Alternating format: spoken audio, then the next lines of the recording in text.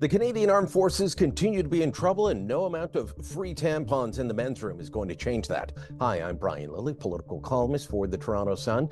If you happen to ever wonder why the Canadian military is having trouble recruiting these days, well, take a look at this as just one example. These are articles that appeared in the latest version of the Canadian Military Journal, an official publication of the Government of Canada and the Canadian Armed Forces. It's got stories such as this: supporting military families, challenging or reinforcing patriarchy. Or what about I'm not your typical white soldier, interrogating whiteness and power in the Canadian Armed Forces? It's a look into white supremacy in the forces, as is the one on the patriarchy and supporting families. It seems that the powers that be in the Canadian Armed Forces are convinced that the problem is the people in the military themselves already. We have a military that has seen cut after cut after cut. We are seeing $1 billion in spending come out of the military budget right now.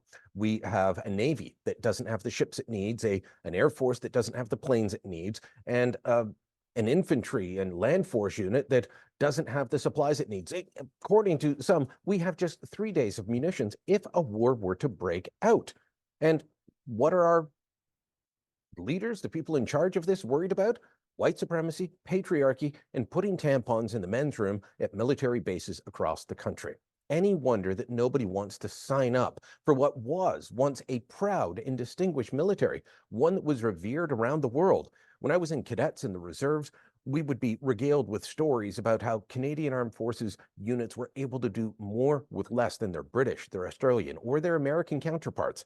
Now they're just being told to do more with less, and they're not given the proper tools to do it. Instead, they're berated on social issues like these ones.